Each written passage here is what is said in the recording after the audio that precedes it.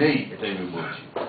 দেখুন, আজকে এই দলের শীর্ষস্থানীয় প্রত্যেক নেতাকেই আজকে জেল হাজতে করা হয়েছে, এবং শুধু জেলে নয়, তাদের প্রতি যে আচরণ করা হচ্ছে এটা অবিশ্বাস্য।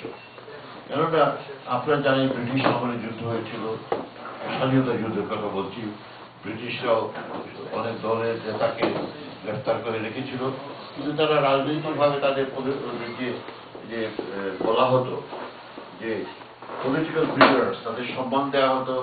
আপনারা জানেন গান্ধীজি তাকে বিড়লা ভবনে অনেকটা রাজার হাতেই রাখা হতো।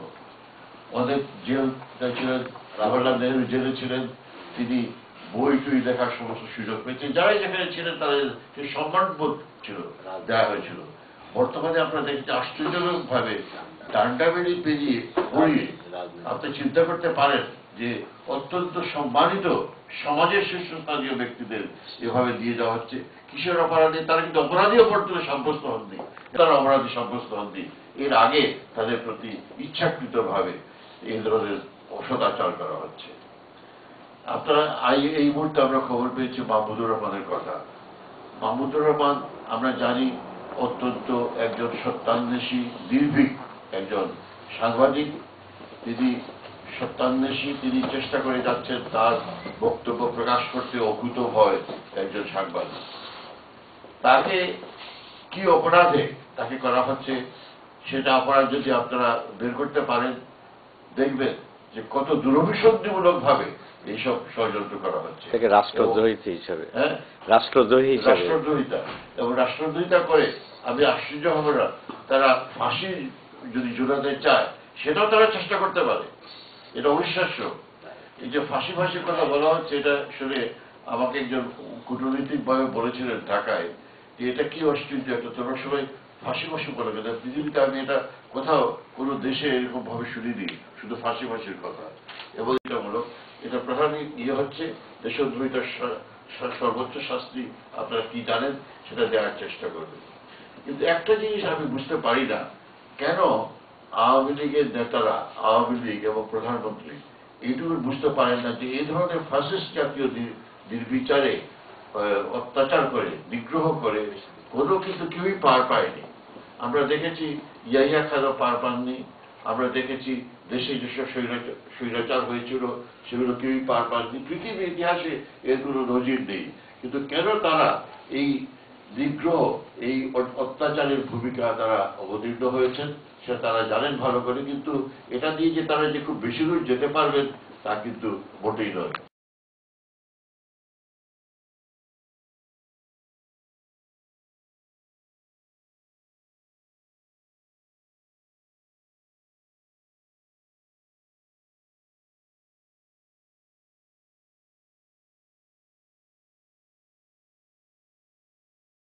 থাকতে পারবে না, তাদের কথা হইলে আমরা বিএনপি করি আর যে দলই করি, আমরা যদি এই সরকারের বিরুদ্ধে আমরা কিছু বললেই আমাদের জেলে দিতে হবে। আমাদের জন্য পথ খোলা জেল, আর নাইলে দেশের বাহিরে। কিছুদিন আগে তারা একটু বক্তৃতা এখন শুরু করতে যে বাংলাদেশের মানুষ, আমরা সবাই বাংলাদেশের মানুষ, আমাদের মা বাবা ভাই বোন আমরা সবাই জন্মগ্রহণ করছি বাংলাদেশ। আমরা বিএনপি করলে তো আমরা মানে পাকিস্তানে হতে পারি না। যে আমাদের নেত্রী খালেদা জিয়াকে বলছে যে আপনি পাকিস্তান যান, কেন পাকিস্তান কি আমাদের দেশ না বাংলাদেশ আমাদের দেশ?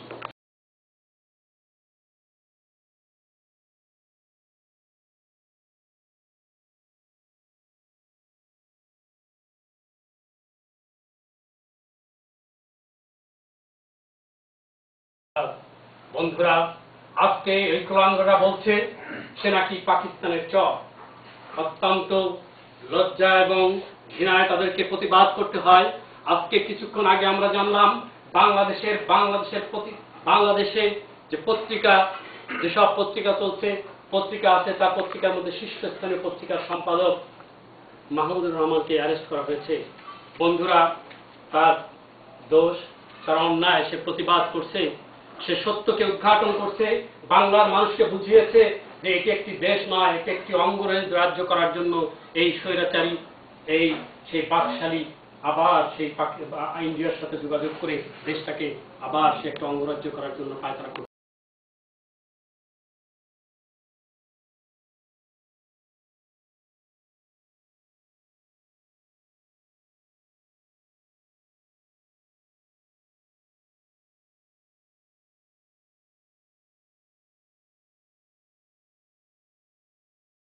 বিলম্বে বেগম খালেদা জিয়া একটা দুর্বার আন্দোলনের ডাক দিবে, যে ডাকে সারা বাংলাদেশের মানুষ রাস্তায় নেমে এই স্বৈরাচারী সরকারকে পতন ঘটাবে।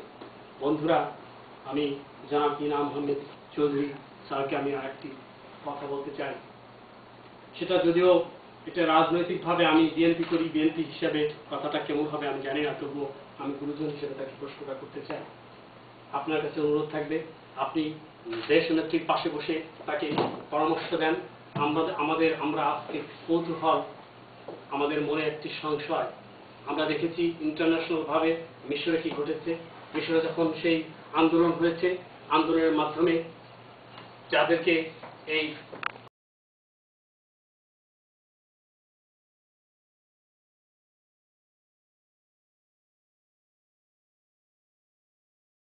আমাদের নেতা নেত্রীদেরকে জেলে ঢুকেছে, আমি নিন্দা জানাচ্ছি কঠোরভাবে এবং প্রতিবাদ জানাচ্ছি।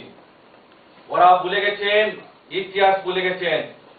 1971-এ পাকিস্তান হানারা বাহিনী বাঙালিকে জেলে হাজতে ওনারা বেরিয়ে আসবে।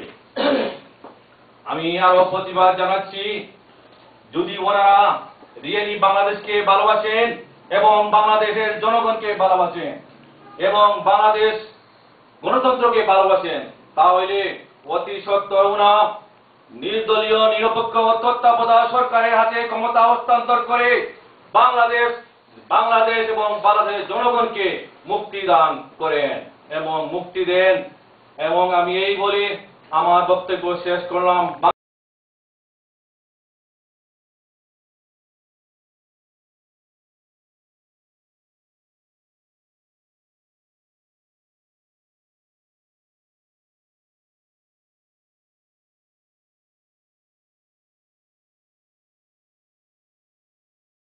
গ্রেফতার হয়েছেন।